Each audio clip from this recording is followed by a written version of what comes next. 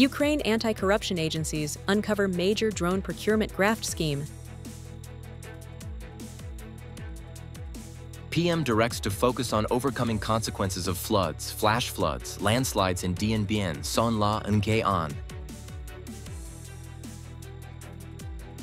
Nghe An retail businesses aim for plastic bag-free goal. Hello everyone, you're watching today's news on NTV channel. My name is Đăng. Let's get started.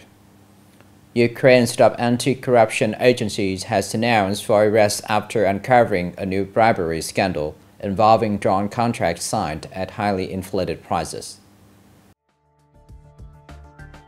4 subjects, including a sitting lawmaker, 2 local officials, and an unspecified number of National Guard personnel taking bribes. The group is accused of organizing a sophisticated embezzlement ring in the period 2024-2025. The essence of the scheme was to conclude state contracts with supplier companies at deliberately inflated prices, adding that the offenders had received kickbacks of up to 30% of a contract's cost. Ukrainian President Volodymyr Zelensky affirmed that there will be no tolerance for corruption and will closely coordinate with agencies to expose and try corruption cases fairly. On August 2nd, Hamas said it would not give up its weapons unless an independent Palestinian state is established. In the statement, Hamas affirmed that it would not give up its right to armed struggle without fully regaining its national rights. First and foremost, the establishment of an independent Palestinian state with full sovereignty and Jerusalem as its capital. Israel considers the disarmament of Hamas a key condition for any agreement to end the conflict. Indirect negotiations between Israel and Hamas began on July 6th in Doha, aiming to reach a 60-day ceasefire and a hostage exchange. However, Israel and the United States withdrew their delegations from Doha on July 25th, accusing Hamas of responding to the ceasefire proposal in bad faith. Prime Minister Phát has just signed document number 919 directing efforts to address the aftermath of floods, flash floods, and landslides in Dien Bien, La, and Nghệ An provinces.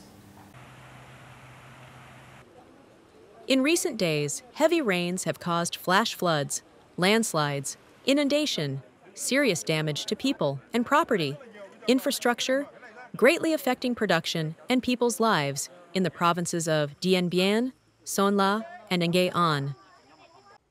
To focus on overcoming the consequences of natural disasters and quickly stabilizing the people's situation, the Prime Minister requested the Secretary of the Provincial Party Committee and Chairman of the People's Committee of Dien Bien, La, and Nghe An provinces to directly coordinate with relevant ministries and branches to focus on overcoming the consequences caused by flash floods and landslides as quickly as possible with the most urgent and drastic spirit.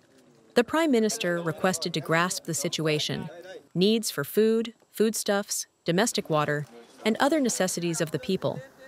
Organize food, foodstuffs, and necessities to reach people affected by rain, floods, flash floods, and landslides as quickly as possible.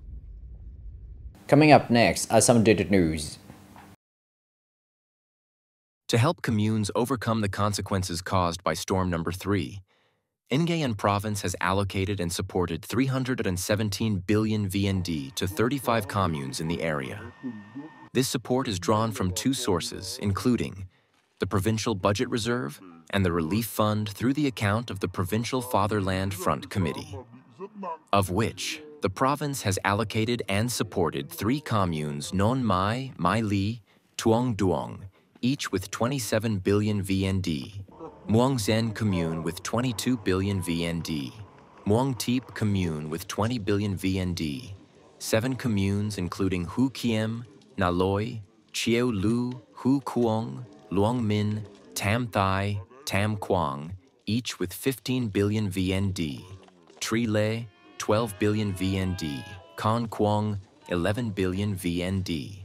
The 3 communes of Bac Li, Kengju, Yan Na, each received 10 billion VND.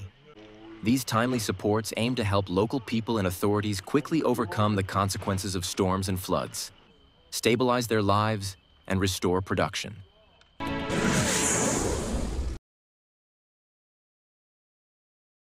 According to the U.S. Department of Agriculture, the country consumes about 19 million tons of fresh fruit each year, but only produces about 45% of it. The remaining 10 million tons must be imported. This is a great opportunity for Vietnamese fruits to expand their market share if they meet quality, technical, and sustainability standards. To date, 8 types of fresh fruits from Vietnam have been licensed for official export to the U.S., including dragon fruit, mango, lychee, longan, rambutan, star apple, green grapefruit, and coconut. All must strictly meet requirements on plant quarantine, food safety, and traceability. Notably, passion fruit is completing procedures to become the 9th fruit from Vietnam to be officially exported to the U.S. in 2025.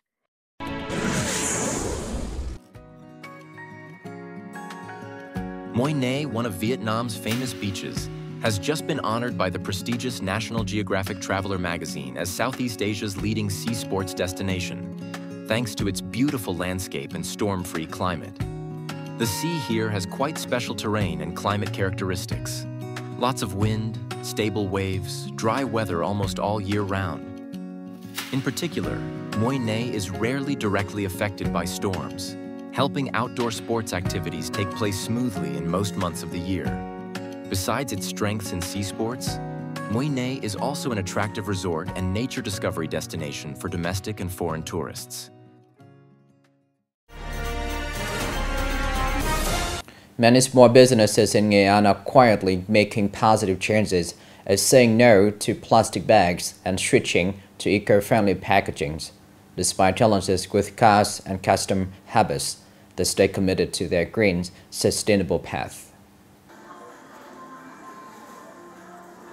As the owner of a grocery retail store, whenever Ms. Tang Thien Gan buys goods in bulk, instead of using plastic bags, she gathers and packs items into cardboard boxes to limit plastic bag waste released into the environment. Not only that, she's also willing to purchase biodegradable bags to serve her customers at the store. I often go to big supermarkets to get goods, so I use cardboard boxes for a lot of goods, and for small goods, I use biodegradable bags instead of plastic bags. I also encourage customers not to use plastic bags. For Ms. Nguyen Hoang An, when she shops for essentials daily, stores encourage her to bring her own bag to receive a discount. This combination of promotions and green consumer behavior, like bringing reusable bags, exchanging old items for new products, or purchasing eco-friendly goods, is clearly impacting daily consumer habits. I used to use plastic bags, but after seeing that plastic bags affects the environment, I gave up. I often use biodegradable bags. According to a report by the Institute of Strategy and Policy on Natural Resources and Environment, a survey of 48 supermarkets revealed that 104,000 plastic bags are given out for free every day, equivalent to 38 million bags annually. Recognizing this, many businesses have planned a roadmap to replace plastic bags with eco-friendly products based on the following criteria: safety for health, easy biodegradability, acceptable higher costs, retention of plastic's functional properties, and sufficient raw material sources for production.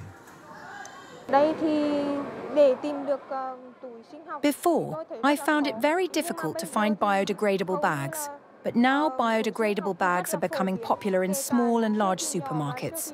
I am very satisfied. In the context of increasingly serious environmental pollution, small yet persistent changes, from retail stores to individual households, are creating a powerful green wave. More than just an economical choice, this is an action demonstrating responsibility towards the community and the future living environment. This is the end of the show today. Thank you for watching.